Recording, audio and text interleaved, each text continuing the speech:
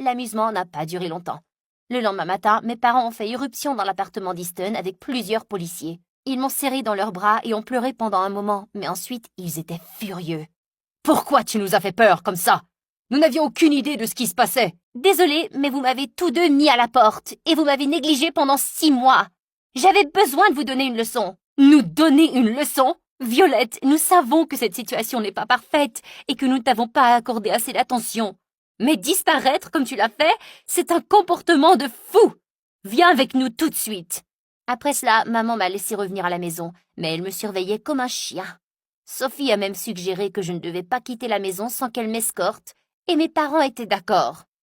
Heureusement, je pouvais toujours traîner avec Easton, qui était la seule personne qui semblait se soucier de moi maintenant. Il s'est avéré que nous allions même dans le même lycée le mois prochain.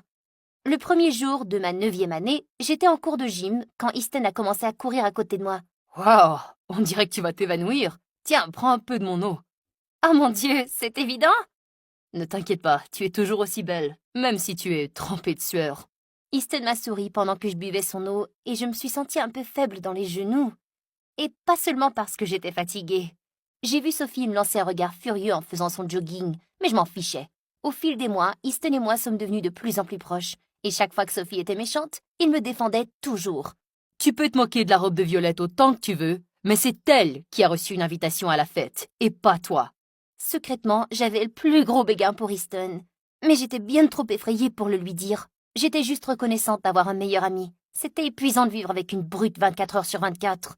Puis un jour, en rentrant de l'école, mes parents m'ont annoncé une nouvelle choquante. Ils avaient trouvé un chirurgien plastique pour réparer la déformation du visage de Sophie. Ils ne pourraient pas s'en débarrasser complètement, mais je n'avais jamais vu ma sœur aussi heureuse. Je me suis sentie laide toute ma vie, Violette. Je sais que ça semble superficiel, mais j'ai vraiment hâte d'être aussi belle que toi. Sophie, regarde-moi. Tu n'as jamais été laide. Mais si subir cette opération te permet de te sentir plus sûre de toi, alors je te soutiens. Sophie a alors commencé à pleurer et m'a serrée dans ses bras. Je suis restée avec elle dans la salle d'opération pendant tout le temps. Et elle s'est même excusée de la façon dont elle m'avait traitée. Et j'étais contente. J'étais prête à abandonner nos folles disputes. Après l'opération de Sophie, les choses ont changé entre nous. Sophie ne semblait plus jalouse de moi et a même commencé à traîner avec moi et Easton. Puis un jour, je suis rentrée dans mon jardin et j'ai presque eu une crise cardiaque. Sophie était en train d'embrasser Easton. « Hé! Quelqu'un voudrait bien me dire ce qui se passe ici? » Eh bien... Violette, je voulais te le dire. Easton et moi, nous nous aimons bien et je l'ai invité à sortir. J'avais l'impression que j'allais vomir. J'ai tiré Sophie à part en colère. « Sophie, comment as-tu pu me faire ça? Tu sais bien que je l'aime. » « Je sais que tu l'aimes et je suis désolée, mais je traîne avec Easton depuis quelques semaines et nous avons une vraie connexion. »« Non, c'est moi qui ai une connexion avec lui. Tu le connais à peine, toi. Je ne comprends pas. Tu as eu l'opération? Tu as tout ce que j'ai maintenant. Pourquoi me ferais-tu du mal comme ça? Violette, je n'essaie pas de te faire du mal. J'aime vraiment Easton et je veux juste être heureuse pour une fois dans ma vie. Je ne peux plus supporter ça. Tu m'as rendue malheureuse pendant 14 ans. Puis tu m'as fait virer de ma propre maison et tu as convaincu maman de me punir 24 heures sur 24. Ça, c'est la goutte qui fait déborder le vase. Adieu.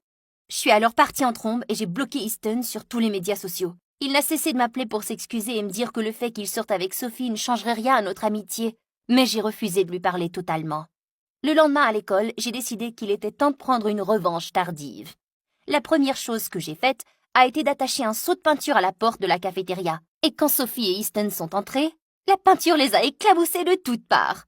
Tout le monde a ri comme des fous et je me sentais très bien. J'ai été suspendue pendant une journée entière, mais cela en valait la peine. Pendant tout le mois qui a suivi, je leur ai fait toutes les farces imaginables à l'école, en mettant des araignées dans leurs casiers, en collant leurs fesses sur des chaises de la classe. Je me sentais coupable un peu, mais Sophie le méritait, n'est-ce pas? Et Easton sortait